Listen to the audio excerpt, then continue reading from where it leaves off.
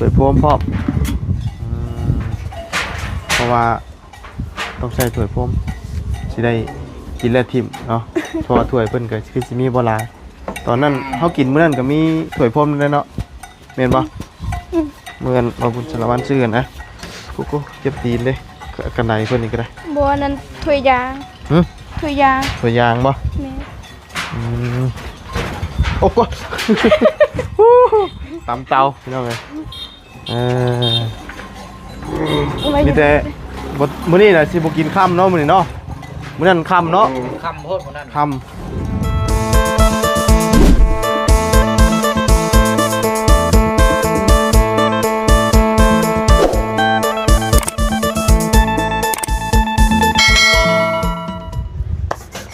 เอาเนาะ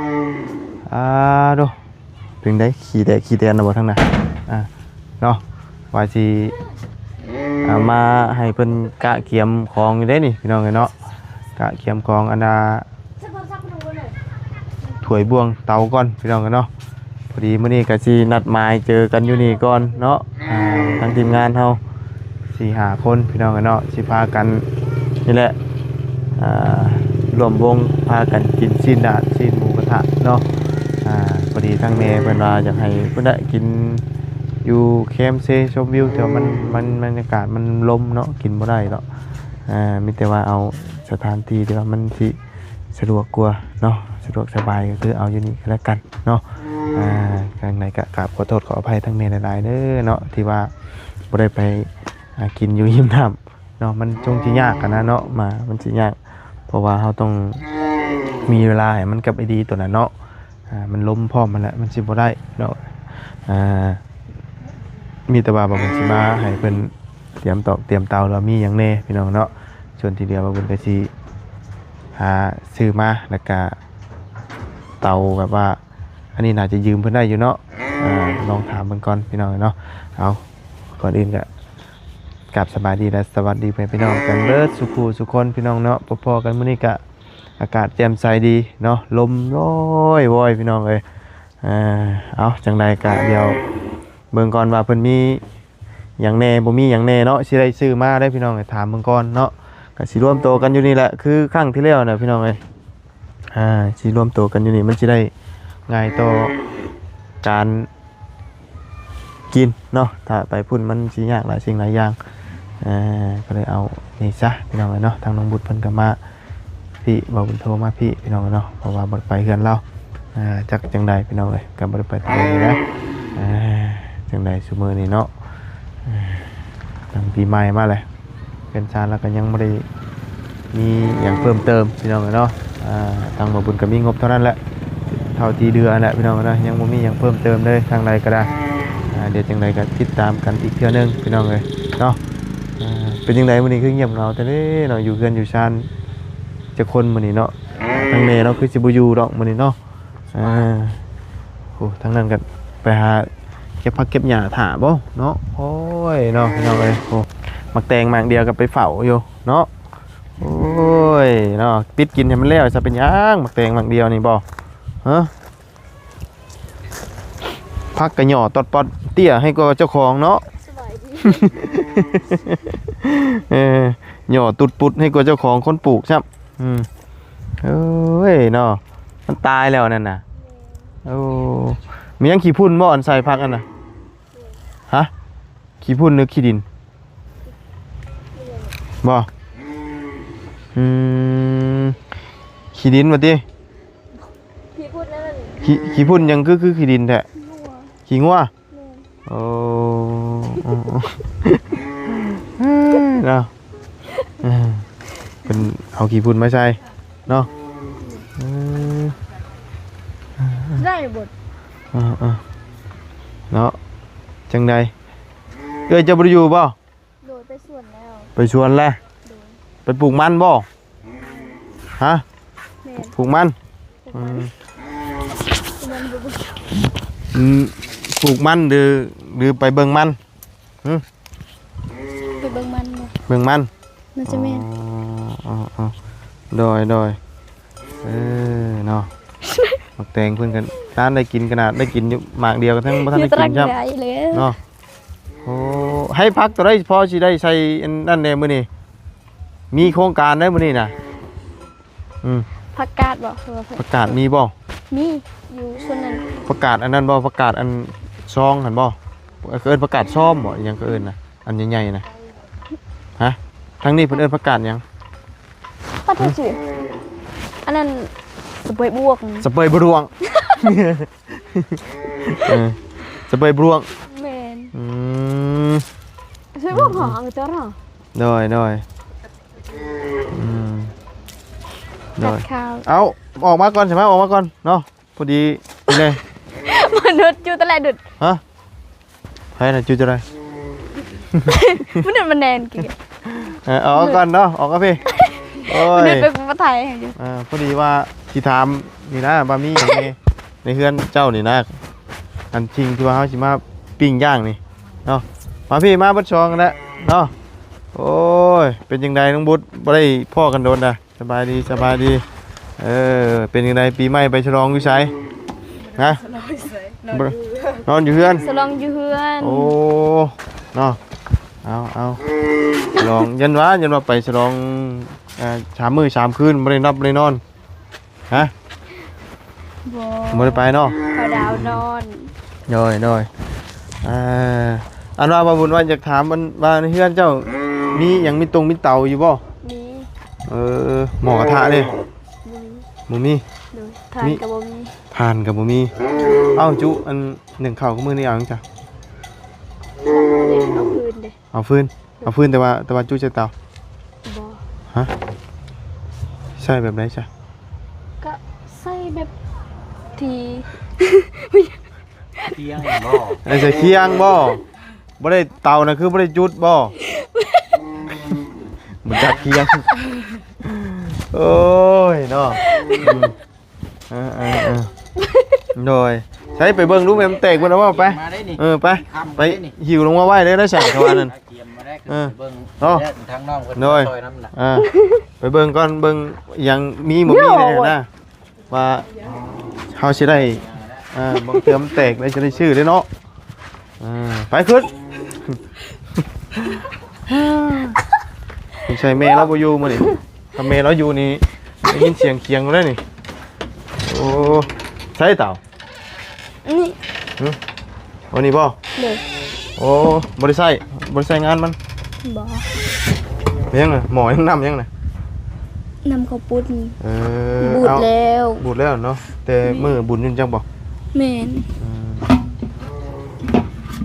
เอาขาดแต่ทาน โดย เบิ่งพี่น้องเอาขาดอย่างแน่เนาะเดี๋ยวเพราะว่าจะได้ซื้อมานะเนาะอย่างไงอันนี้เพิ่นบ่ได้1 เตาเนาะ1 ฟืนเตานี่ตั้งแต่บาบุญสารวัตรซื้อมานั่นพอดีแล้วจะได้ใช้งานต่อก็มีแต่เท่านี้เนาะ โดย กับทาน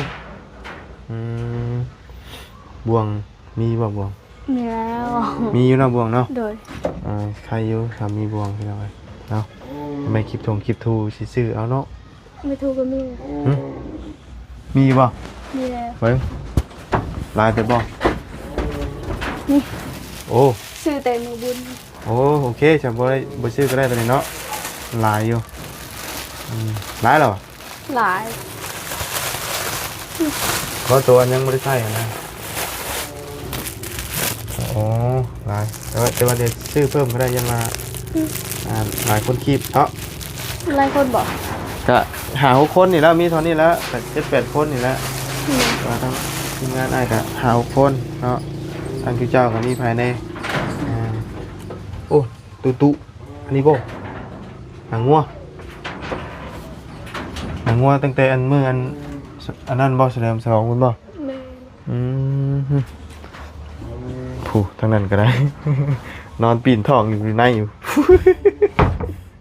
โคตรโฟเนาะนอนแต่คืนนี้จักบ่ ตาเศร้า บ่เราบ่ได้ไปเวียกบ่ เอาเนาะจักหน่อยเดี๋ยวสิออกไปซื้อเน็ตใส่โปนพุ่นได้นี่ไก่เติบเลยพี่น้องเนาะพอดีแล้ว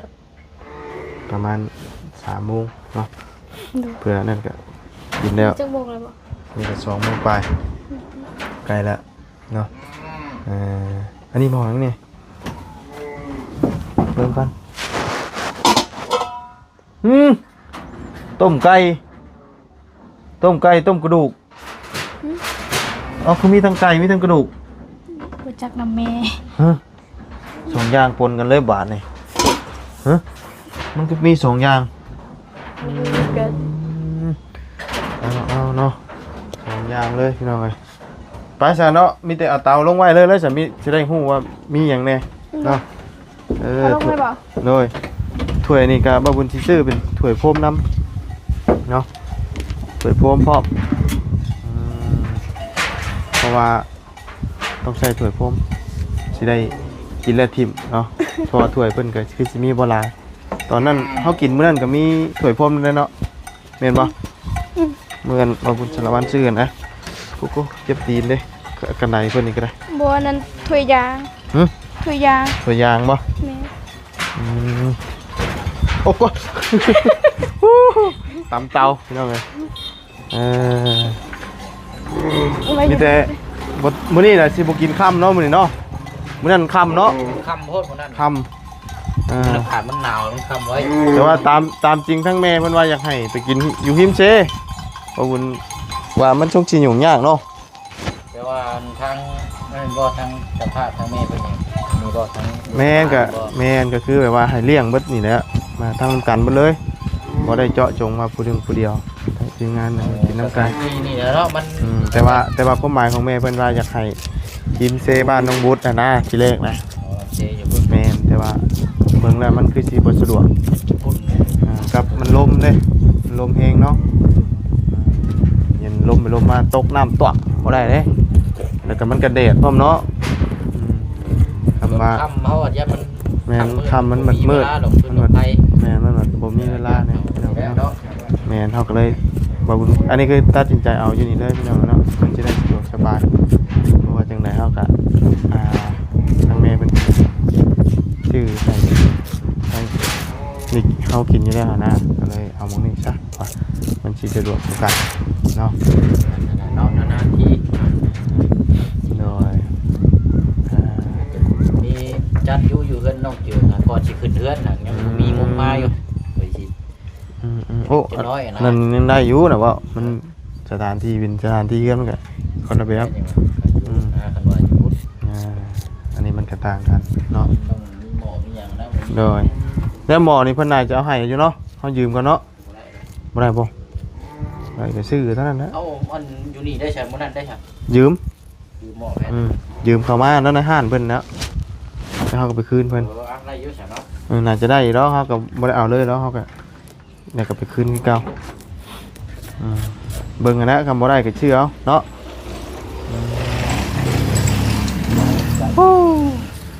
คนกุ๊บเนาะทางนี่ก่อนสิกินนี่ก็ต้องฉีดน้ำก่อนได้เลยฉันบ่ได้ได้นี่เพราะว่ามันควันเนาะควันแห้งนี่เนาะ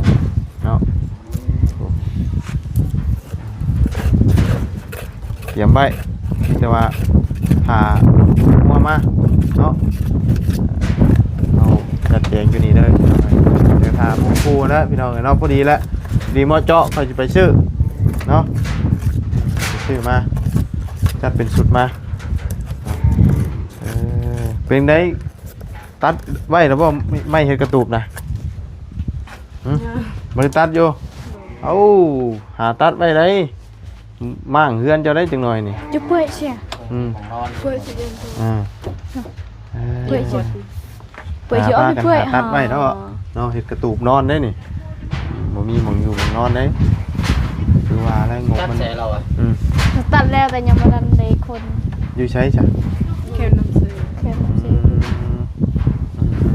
เอามาบ่ได้บ่ได้ก็ต้องขามเรือมาบ่ดีกว่าไงแม่ต้องไปกับเรือ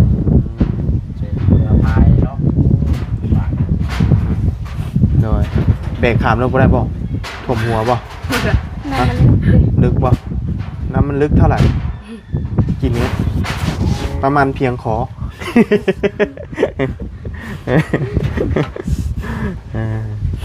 แบกนี่บ่ได้เนาะ สบายนี่เฮ้ยเราตัวใหญ่ เนาะ ดูอีน้ำเบรกไปวะจ๊ะ พวกเขาว่าเราเบรกรถจักรได้จัก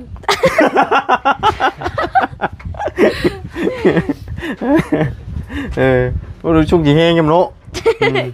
ทำรุ่นว่าตุยต่อยมวยกันไปว่าปั้นชัดมาหนึ่งล่มต้นเราได้เลยนะ ไปเทียนแล้ว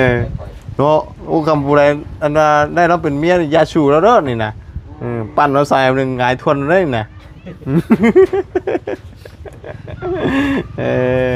ก็หยอกสิหรอกเนาะเรากับพอได้ปานนั่นเนาะ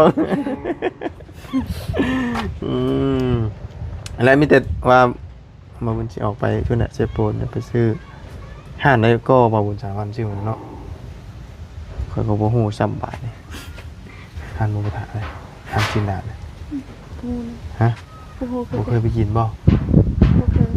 ยินว่าอย่าว่าเคยกินเนาะ บ่เคย เอาบ่ยากดอกชามิแต่ว่าสิโทรถามเราเนี่ยบ่ยากดอกเรื่องนะเนาะเดี๋ยวจังได๋ก็จัดการเนาะเนาะทางบ่จันทร์ก็จะไปทางใดมันบ่มาง่ายบ่เนาะสิได้แหะรวมตัว โอ้ กัน ยังมันขี้แห้งแท้ ฮะปดจู้โอ้ โว้มีคนถิ่มเขียวอยู่บ่แน่นไว้เลย เนาะ ฮู้จักอยู่ที่ถิ่มเขียวเขียวล่นรถล่มมานะยังอยู่เนาะ โดย เขาเดินถิ่มเขียวอันนั้นรถล่ม มีปลั๊กไฟอยู่บ่เสียบนะ มี ไปบ่ รอจักหน่อยนะ บ่ได้หึงแล้วว่าเนาะ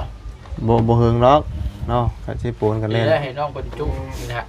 ผมพาจูก็ได้เห็นว่ากันได้เนาะผ่านบ่มีผ่านอย่างบ่เนาะ จักหน่อยบ่บ่ เห็นว่ากันได้โอ้ยทั้งแม่เจ้าไปใส่ก่อนมื้อนี้น่ะ พูนกะถ้าเขาไปใส่ตั้งแต่มาแต่ไม่เยี่ยมพอแล้วก็บ่ฮู้ เอามื้อนี้ไปเยี่ยมพ่อบ่ โดย ไปไปแน่ 2 คน เจ้าก็ไป เอื้อย